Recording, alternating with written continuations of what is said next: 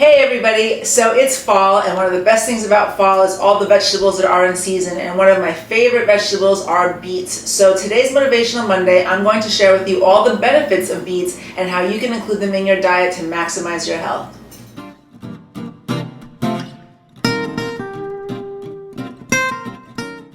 I cannot think of a more polarizing vegetable than beets. Some people love them, some people absolutely hate them. In fact, I had an uncle once who used to say that the only mistake God ever made was making beets. And I wholeheartedly disagree. Beets are not only very nutritious, they're highly delicious. You just need to know how to prepare them and include them in your diet in a way that is pleasant to your palate. So today I'm going to explain to you all the benefits, like I said, and we're going to talk a little bit about how you can prepare them so you can begin including them in your diet so you can get the benefits of this amazing vegetable. The very first benefit of beets is that they're high in nitrates, and nitrates convert to nitric oxide in the body. The way this benefits your system is that nitric oxide helps to vasodilate your blood vessels, and in so doing, it helps with blood flow in your body.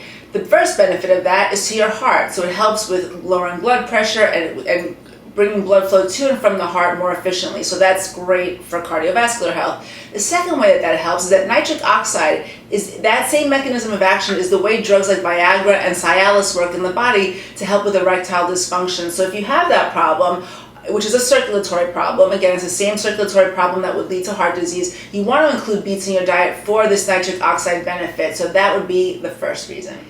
Piggybacking on that benefit for men as well is that beets have been shown to increase testosterone in the body, and in fact Romans used to use them as aphrodisiacs because they saw that there was a benefit to using them. So if you have any sort of erectile dysfunction or libido issue or desire issue, then beets are certainly something to include in your routine.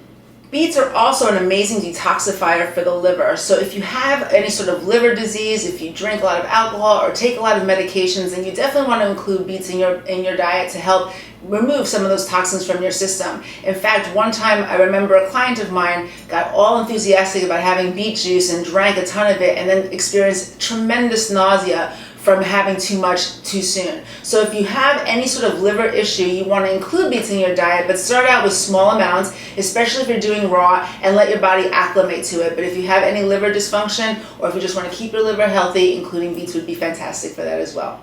Beets are also a great blood purifier, so if you have any lymphatic issues or if you have a lot of mucus in your body, mucus production, it'd be great, or immune dysfunction, you want to include beets for that because it helps to clean toxins out of your lymphatic system and your circulatory system, and it helps to rebuild your blood. So it helps to clean out your system and helps to fortify and strengthen your blood so that you feel more energetic and better over time.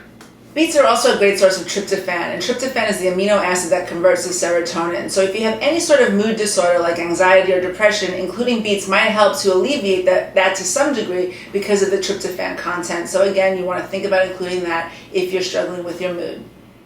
If all that were not enough, beets are also an amazing source of just nutrition, just overall nutrition. Their bright red color implies that they have a lot of carotenoids in there that is great for your immune function. They're also a good source of potassium and fiber, magnesium, and they also have B complex nutrients in them as well as iron. So if you need blood building, if you have some sort of deficiency like iron deficiency, folic acid B12 deficiency, or any sort of nutrient deficiency, this would be a great way to get some concentrated nutrition into your system. So including beets for any sort of malabsorption or weakness in the body would be great as well.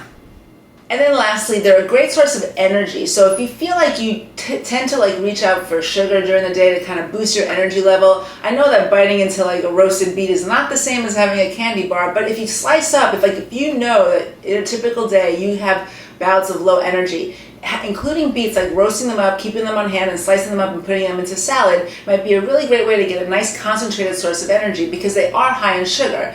What's different between a beet and, let's say, candy is that when you eat high concentrated sugar from candy, you get these big spikes in your blood sugar and then these big drops. And while beet juice might be able to do that because it is so much in a glass, if you roast up a beet and throw that in your salad, you'll get a nice gradual increase in your energy level, but not necessarily this massive drop because it's not as concentrated with sugar as is candy. So including that just to have a nice, regular, consistent energy throughout the day would be fantastic as well. So if you're one of those people that's unsure how to include beets in your diet, or you're not sure if you really like them, let me give you some suggestions and let's see if we can help you include them. The first one is by doing a fresh juice every day or every few days by including beets and carrots, apple and ginger in a juicer, and then having that as a great way to get lots of nutrition into your body, lots of antioxidants, and a great way to boost your immune function. So that's one way. Another way is just take a raw beet and just grate it into your salad. You might often see that in a salad in a restaurant, but just grating that into your salad just a little bit would be fantastic.